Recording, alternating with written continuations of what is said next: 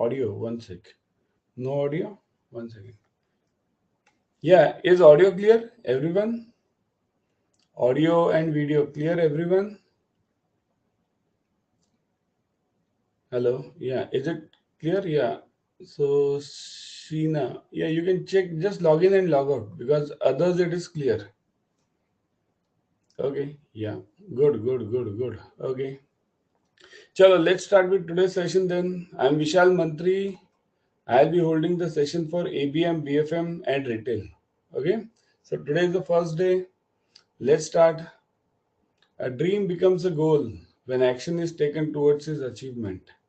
See here, always remember, just dreaming won't let you anywhere in the world. We have to take actions towards that. Only then it's useful. Otherwise, if wishes were horses, beggars would ride, isn't it? So, about myself. See here, I'm Vishal Mantri. I'm more than 16 batches in JAIIB, CAIIB, NetSet, certified trainer from banker from IIBF, CDCS from IFS London, certificate in trade finance, CIB, AMFI, NCFM, IRDA, MBA, BE, then worked in top banks like Cosmos, HDFC, and Citigroup and DBS. DBS, many of the guys might not be knowing, right? Because Citigroup we know from Citibank, HDFC Bank we know, and Cosmos Bank is a cooperative bank, leading cooperative bank. My first job was over there. DBS is Singapore, Development Bank of Singapore. Just log in and log out, Sheena, then, because others are able to hear, it seems. Yeah. Log in and log out again. Okay. So basically, I've been a seasoned banker. I've worked in all the departments of banking within my 13 to 14 years of banking career. I've worked in treasury, I've worked in trade finance, retail, corporate, all the departments basically. So that's why I teach from that angle only. From the broader angle, I do teach because that is what you guys also need to think of. Here, everyone amongst you, I feel that you must think of going to either treasury or trade finance or corporate funding because these are the 3 4 lucrative departments where people means the job level is also good, salary is also good, and status is also good. So that's why we must always think of going towards these 3 departments basically: treasury, trade finance, and third is this corporate funding. So our strategy will be, first we'll cover the theory and problems including the case studies, and then in the end I'll give you last 6 exams repeated questions. So this time the paper which had come, almost all the class students, means the batch students, had told, like, as if we had set the paper. The paper was same what we discussed in the class. So it was like we had set the paper, but it's not that. See, generally what happens, last 6 exams or 5 exams, paper gets repeated from that only. Here and there the numbers are different, but questions are relatively the same. So that's why we'll first cover theory and problems together. It's not that theory first, then problems. No, theory and side by side problems. Whenever the problems do arrive, we'll cover that also, including case studies. Because here, there are almost in ABM, you'll get 10 to 12 case studies of 5 marks each. 10 to 12 case studies. Okay. And objectives remaining then. See here, out of 100 marks, every paper means all the questions are of 1 mark only. Please switch on the audio. Audio, you guys are able to hear, na? Because some student is not able to hear. Audio is switched on. Yeah. You guys, other guys are able to hear? Kindly clarify, type yes if you are able to hear. Hi all, just type yes if you are able to hear. Yes. Yeah, everyone else is able to hear. Sheena, just log out and log in or check with your device. Some problem might be there. Okay. So first theory, and when the problems do arrive, means whenever the relevant problems do come, we'll cover that. Roughly, you'll be having 12 case studies of 5 marks each in ABM, and then you'll be having remaining ones, that is 40 marks objectives. Okay. Then secondly, even the problems in those 40 marks, you'll have one-liners. That also we'll be covering. Now, let's start with the topic. Module A, Economic Analysis. See, there are basically 4 modules.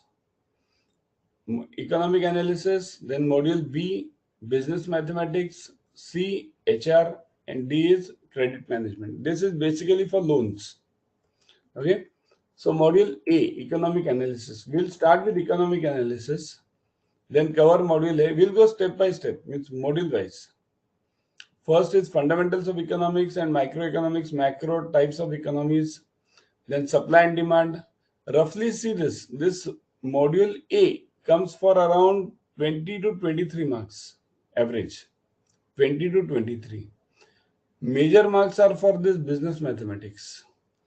In module A, you'll get all economics, total economics, means supply and demand, money supply and inflation, theories of interest, business cycles, Indian economy and various sectors, economic reforms, monetary policy and fiscal policy, GDP concept, union budget, and challenges. Problems here in this means case studies are for unit number 9 and 10, GDP and union budget. There you'll get 5 marks each, 2 case studies from here. And in between you'll get 1 case study on theories of interest. Theories of interest means you'll have that Keynes theory. On that Keynes theory you'll be getting the problems. I'll teach you that also. Remaining everything module A is theory only. Okay. Only 2 important case studies, 9 and 10. Here you'll definitely get the case studies 5 marks each. For union budget is a good topic. Union budget, you'll understand how the budget is made, how does the government draw its revenue. Okay. Then business mathematics. Here this is a major portion of your ABM. Means major marks, roughly 25 to 30 do come from here only. Remaining all the modules, this and this, D also. See here, B and D have the major marks because that is basically banking. Okay. So B roughly 25 to 30 marks, D also roughly 25 to 30 marks. C roughly 20 marks, module A roughly 20 to 23 marks, means 25 in that range.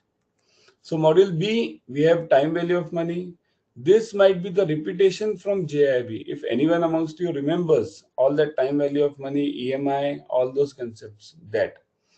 But after this time value of money, everything starts, means the toughest part starts. That is these 4 chapters. Sampling methods, correlation, time series, and estimations. These 4 topics are totally based on statistics. And mind well, you get various case studies, roughly 3 to 4 case studies from these 4 topics only. 3 to 4 case studies means every topic roughly 1 case study. Then you have bond investment. This is again the repetition from JIB, but some extra is added over here. Then linear programming. LPP. This is a simpler problem and roughly 1 case study you get. Simulation, only theory you get, no case study from this topic. But theory is roughly of 2 to 3 marks over here. So that's why this topic is very important. Almost in every topic you get 1 case study, almost. Only forget this simulation. Almost these 7 topics, 7 case studies on an average. Okay. So that's why this topic is very much important. And you have to pay keen heed while attending this class. Okay. Module C, HRM. Quite simpler topic. No problems, nothing. Only theory. Six chapters, total theory. And in theory also, what all is important? Only that I teach you. Because what happens, otherwise it's a huge, HRM is a big topic. And it may take somebody in MBAs, you might be saying that it takes around 6 months to explain one topic in HRM. And remember, what is the CIIB basically? The full portion of MBA has been squeezed, matlab pumped and pressurized and put into 6 months. That is basically CIIB. So in HRM, we have fundamentals of HRM, development of HR, human implications of organizations, employee feedback and reward system, performance management, and HRM and IT. Now understand these topics. Why these topics are important? These topics are important from definitely from Mark's point of view. And you get questions, means roughly one case study on human implications. This part you'll get one case study. I have seen one paper roughly 3 years back. There was one case study of 10 marks, one case study only on HR. That was only once. After that and before that, never it happened that some case study was for 10 marks. So human implication, you get one case study, and remaining everything, employee feedback, this is that 360-degree appraisal, types of appraisals, all these are all one-liners. Basically HR, you get almost one-liners, everything. Then module D, credit management. Here you will definitely get again case studies. Now where do you get case studies? Let's see, topic wise. Overview of credit management, analysis of financial statements, working capital finance, term loans, credit delivery, credit control and monitoring, risk management and credit rating, rehabilitation of and recovery. Now in these topics, the case study is on unit number 2, 3, and only 2 and 3. Yeah, only 2 and 3. Case study is on 2 and 3. Means roughly 5 marks you get roughly 2 case studies over here. And in remaining things, these are the theory parts or one-liners, one-liner problems. Okay. So by the time you might have got the module A, B, C, D, and these are the only topics. Everything will be based on this only, A, B, C, D. You repeat this video later, means in the evening, whenever you get time, you again repeat this video. Okay. So let's start with the module A. Basics of economics. This topic is basically this fundamentals of economics. Okay. Today we'll be completing this only, some part of this. Yeah, even this topic, this module A is bigger one. It takes roughly 3 to 4 lectures roughly. Okay. Economics definitions. Out of these 4 definitions, you will definitely get 1 or 2 definitions as one-liners out of these 4. And these 3, they are rarely asked. But I'll tell you that those also rarely asked, means roughly once in 3 exams this is asked. But these 4 you get it in every exam. There is no exam where you don't get at least one question, 1 mark of at least 2 marks roughly on these. Okay. So let's start. Wealth definition. Wealth definition was given by Adam Smith. Now how the question will be in the exams, here we'll directly point it out from the exam point of view. How the question will be from this exam point of view, it will be like this. The wealth definition of economics was given by dash 1, 2, 3, 4 names. So wealth definition was given by Adam Smith. And what was that definition? Economics as a science which inquired into the nature and cause of wealth of nations. So either this question will be like this, that wealth definition was given by this Adam Smith, or they'll give you the definition and ask you, this definition is of Adam Smith or wealth definition. Like this question it will be. Remember, whenever the question is of wealth, you must see the word wealth in this. Understand this concept very clearly. The word wealth should be there. Then only its wealth definition. So economics as a science which inquired into the nature and cause of wealth of nations. So Adam Smith, what did he teach?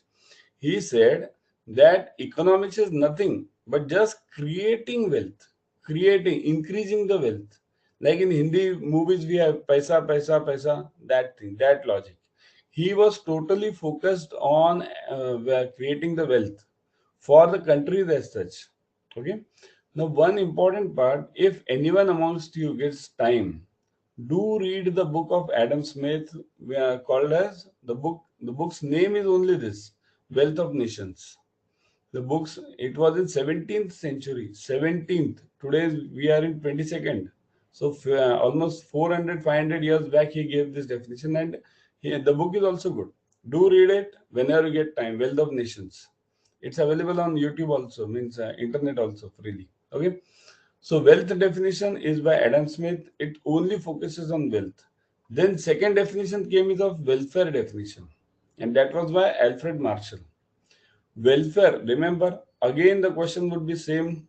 Welfare definition was given by this, or economics is the study of man in ordinary business of life. Now this definition means which definition? Wealth, welfare, scarcity, or growth oriented. So the answer is welfare.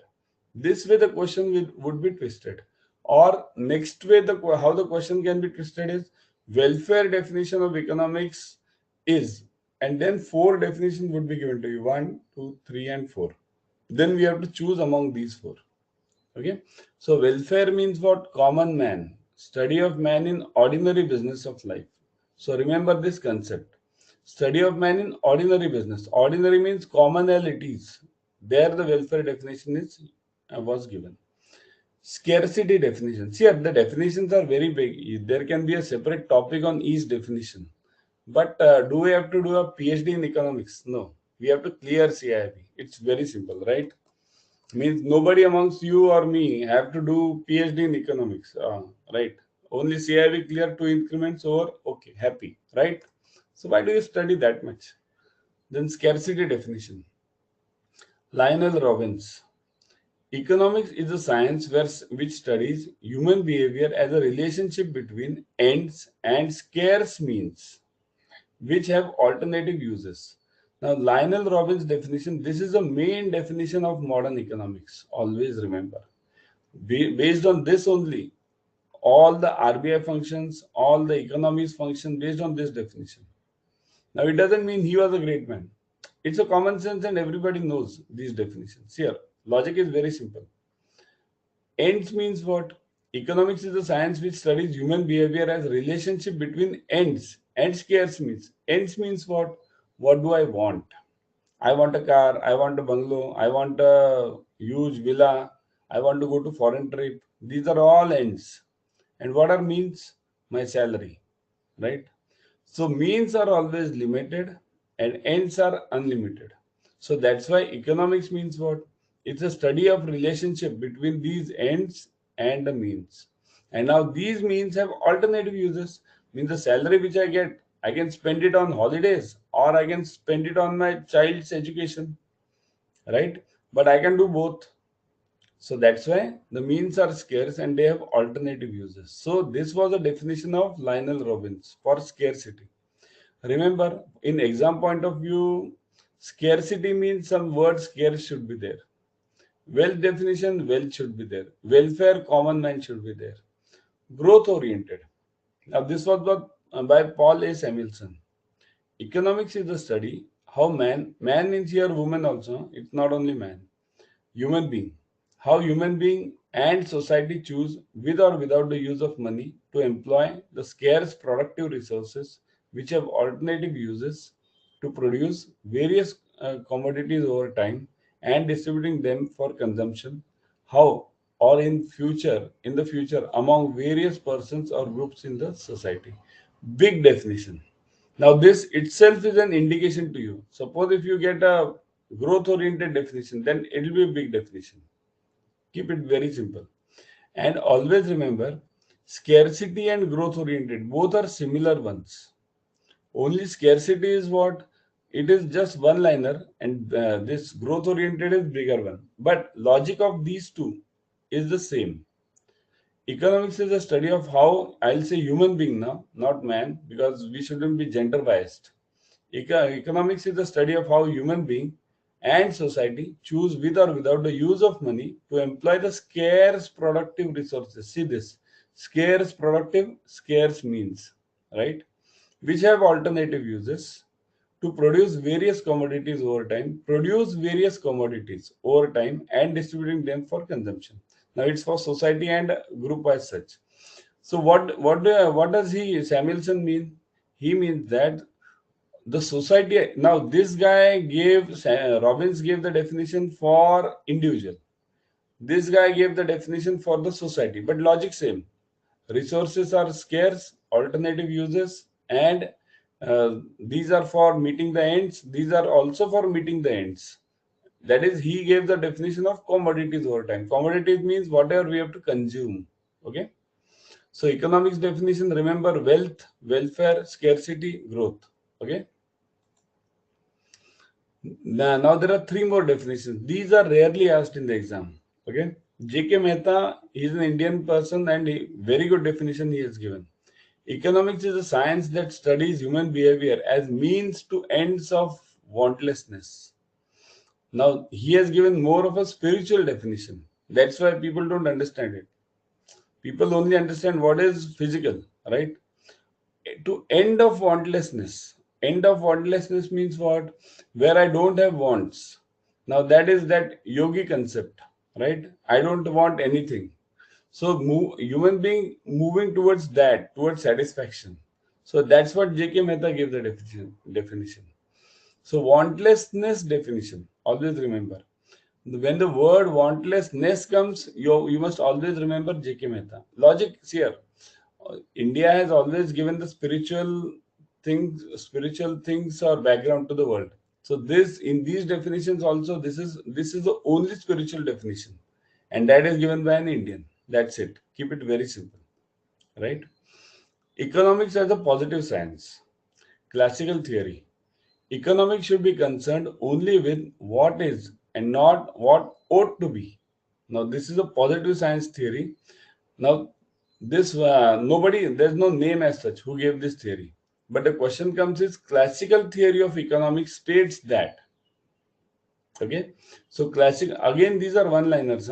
Classical theory of economics states that what is and what not ought to be. Remember this line: what is and not what ought to be. Ought to be means what it should be. Ought means what it should be.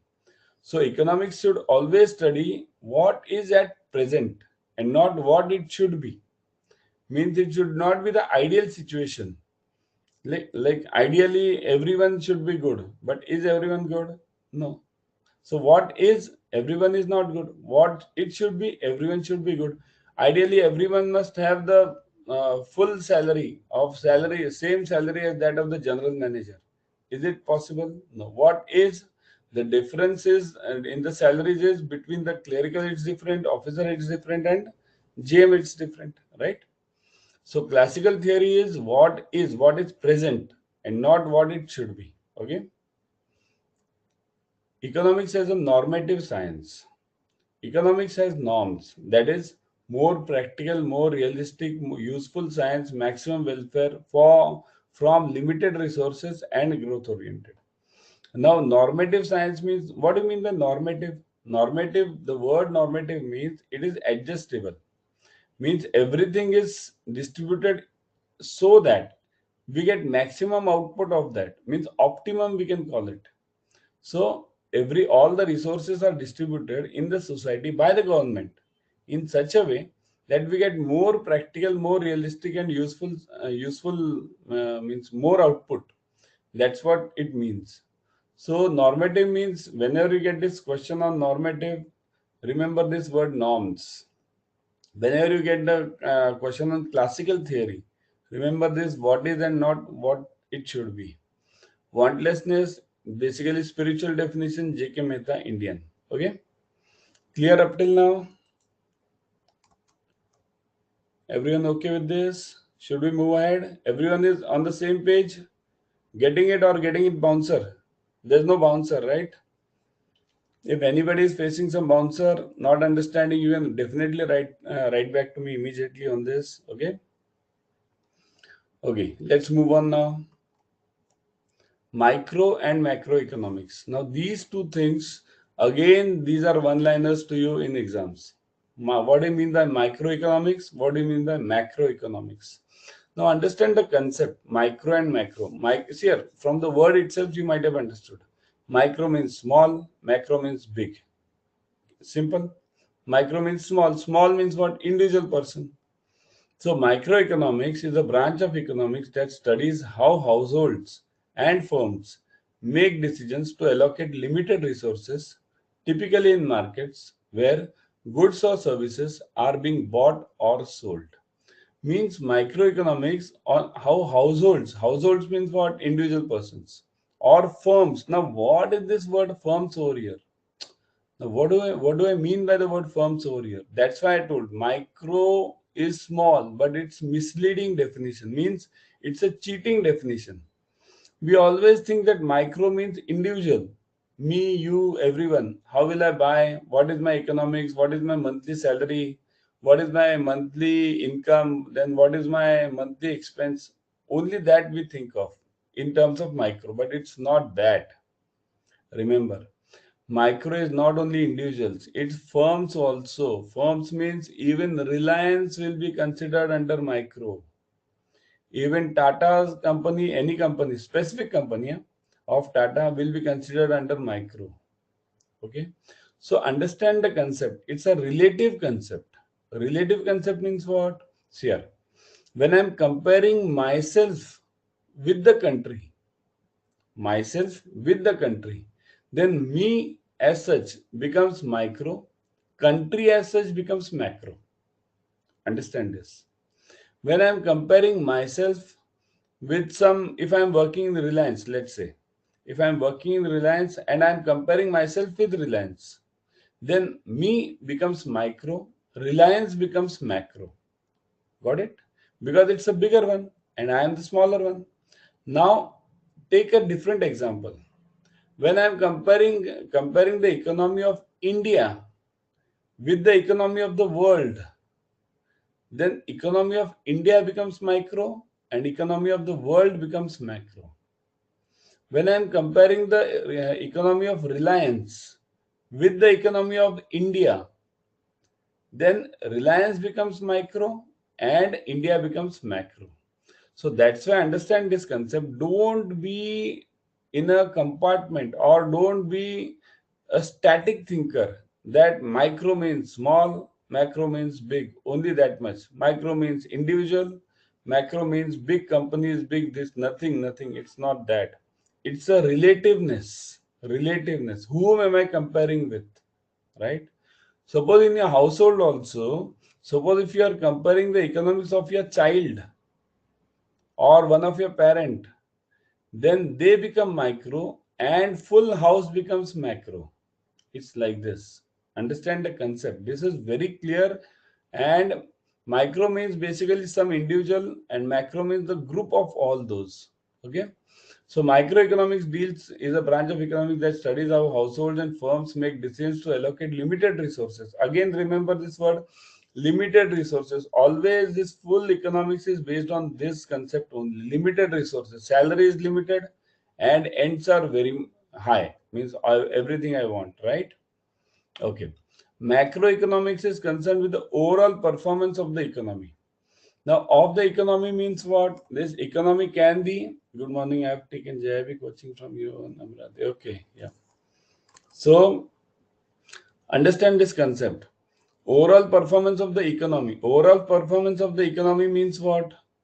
See here, economy, if you consider it from, let's say, India point of view. And then it's called as macroeconomics. That economy will be compared with some individual. But if I'm comparing this India with world, then macro would be world and India would be micro. So same logic over here, macro is concerned with the overall performance of the economy. And majorly understand, in macroeconomics you get all the theories. Theories are in macro, and micro means individual decisions. Okay. So let's see one or two theories. John Maynard Keynes' book, General Theory of Employment, Interest and Money. Now, this book, only namesake, it's important because the question is asked, General Theory of Employment was given by, this question is asked. That is by John Maynard. So that's why this is mentioned over here, nothing else. Analysis of what causes business cycles with alternative spells of high unemployment and high inflation. This we'll study now because in further topics we have this unemployment portion. GDP, GNP are used in micro and macroeconomics. Means basically this is a question. Is GDP a part of microeconomics? Is GNP a part of microeconomics? Or GDP a part of macroeconomics? GNP a part of macroeconomics? Okay. So the answer is like this. GDP and GNP can be a part of microeconomics also and macroeconomics also. It depends on what we are comparing. If I'm thinking of India as such, again the same logic with relatively to something else, then I'm doing it for India is micro and that other part is India is macro and that other part is micro. Logic understand relatively. Okay. So next is three fundamental questions faced by any economy. Now this question is I've seen almost in every or at least one of the exams in 1 year, means 6 months exams. What are the three fundamental problems faced by any economy? Okay.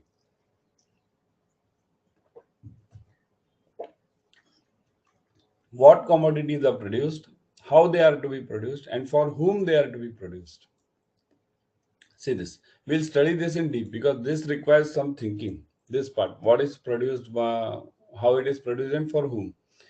In case of any economy, whatever the economy required cannot be satisfied fully. Understand this concept. Even in India, you will find poor persons. Even in USA, you will find poor persons. You go to any country, whichever might be very rich, but there also you will find poor persons. Why? Because the economy as such of any country is such that no, it can't satisfy the full population. It can never. So that's why always remember in case of any economy, whatever the economy is, it cannot satisfy fully all the persons.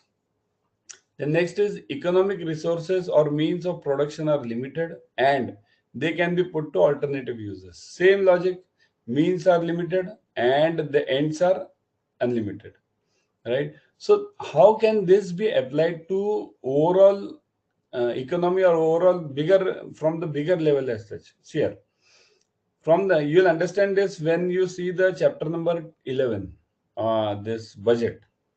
Okay, in that what it is, what are the resources of income for the government? Official resources, I'm talking of, not unofficial. Official resources, right?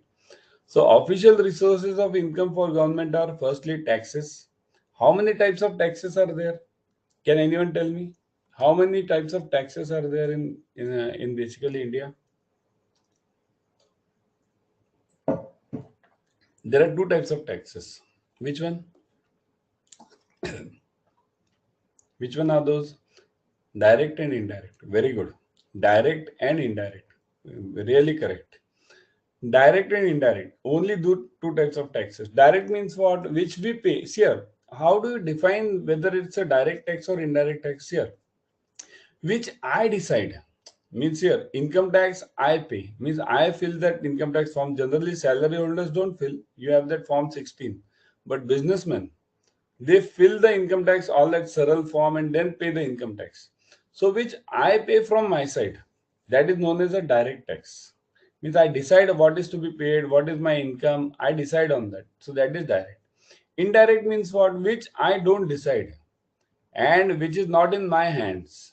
Like GST. GST, whenever I pay buy some toothpaste from any shop, I am automatically giving some indirect tax to the shopkeeper and the government. So these are the resources of the government, taxes, right? So this is one resource. There are many other resources also of government. We'll see that in the budget concept, when we see the budget concept. And they can be put to alternative uses. So these uses are the ends of the government. Now what they have to do, they have to optimize their resources. Means use it judicially for alternative uses. Now, when election time comes, this is the problem. They use it for non-required uses, right? So that's why the government, many of the infrastructure projects fail because the funds are not provided and they are used for common public, means for luring the common public for elections, right? Okay, let's not get into politics. Okay, every economy faces some common problems. So everything in the world will face the same problem. The resources limited, uses unlimited. Now the basic question: what every country will face, or every economy will face this problem only. What to produce, which commodities to produce, how they are to be produced, and for whom are they to be produced. In exam, the question is given only the question given is only these three options, and then the last option is generally all of the above, and you have to tick all of the above. That's it. Nothing more is required to be studied in this, but then also we'll understand this concept, because we are not here to just get the marks only. You must at least understand the basics. Okay, we'll spend 1 or 2 minutes on this. So what to produce? See here, understand this concept. What to produce? What to produce means what? I'll ask you one simple question. Can India go for digging wells for oils like Saudi Arabia does or UAE does? Can India go for huge oil production? It can invest. Should India invest in huge oil production wells and all that economy? So answer is no. Why? Why should it invest in oil wells? Why? Because the climate over here is not suitable for oil production. Everyone knows there won't be any oil. So what to produce? So always any country will produce that only for which geographically it is suited.